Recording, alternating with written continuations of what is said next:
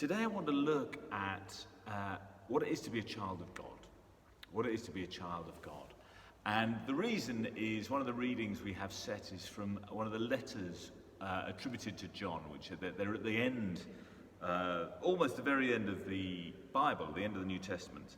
And this is one of the words. It says, "See what love the Father has given us, that we should be called children of God, and that is what we are." And then he goes on to say something quite interesting. "Beloved, we are God's children now. What we will be has not yet been revealed." What we will be has not yet been revealed. And I just want to dig into that metaphor of us as God's children for a bit, because I'm not sure we always think enough about it.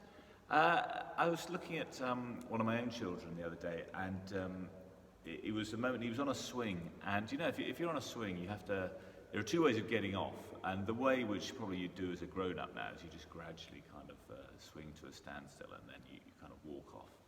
But he worked out he could do something different, which is that if you kind of keep swinging and you go, and then at the actual end you can kind of fly off, and then if you land on your feet, it's a kind of great moment. And he worked out how to do it. So it's kind of fun in general, but the thing that you have as a child, and he just had, is he'd learned how to do something new. And when you're a child, you get this all the time. There are kind of things you can learn to do. You're always learning to do new things. And can we just think about that in terms of being a child of God? That we might be continually growing as children of God, becoming more godly. And it was, what was it said? What we will be has not yet been revealed. I think we can assume we are who we are, and that's just it. And that's not what it's saying. So what we will be has not yet been revealed. What we do know is this: when he is revealed, we'll be like him, for we will see him as he is. And this digs into, why do we kind of think about Jesus all the time? When we are looking at Jesus' life, we are attending to a fully God-realized human being.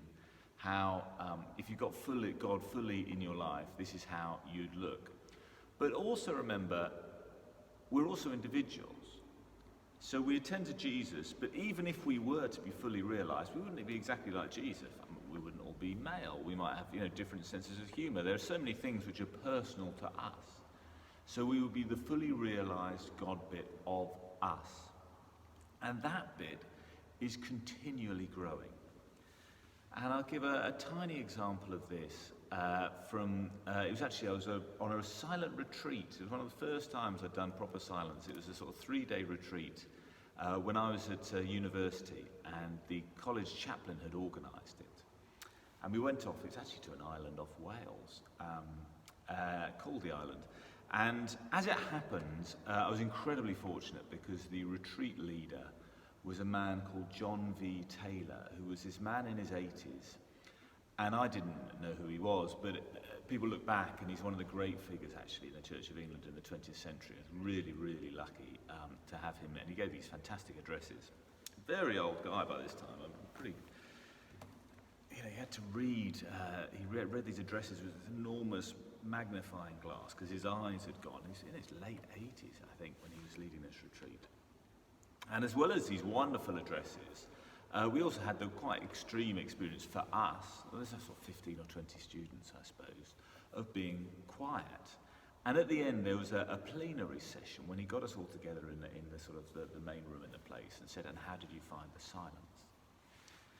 And well, I piped up, and the thing I said is still a learning for now, is that when you're living in silence and there are people around, quite often, I at least would feel an urge to say something.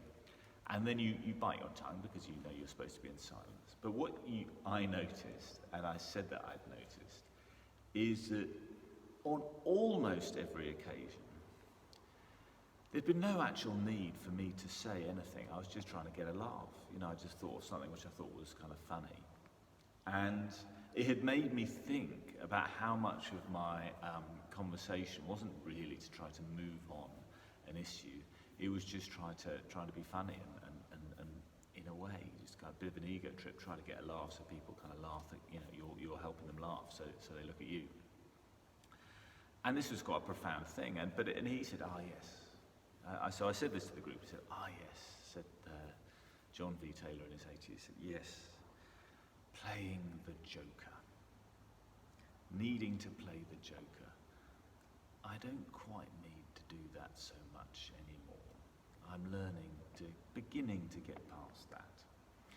And then we moved on to the other people and what they had to say. But I've never forgotten that, because here was a guy in his 80s, and people now regard him as one of the great saintly bishops of the Church of England, a serious, sort of spiritually wise person, lived a huge life of integrity.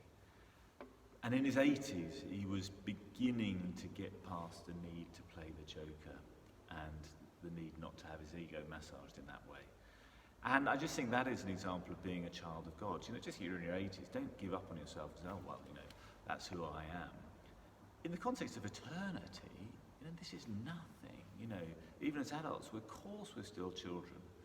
And Jesus says, or in John's letter, it says, you are the children of God, we are the children of God. Who we will be has yet to be revealed. And I think that's worth holding on to in this season of growth, that we continue to grow. We're not like the finished article. We're like children, and we should be actively seeking ways in which we can grow and discover new things about the world and about ourselves.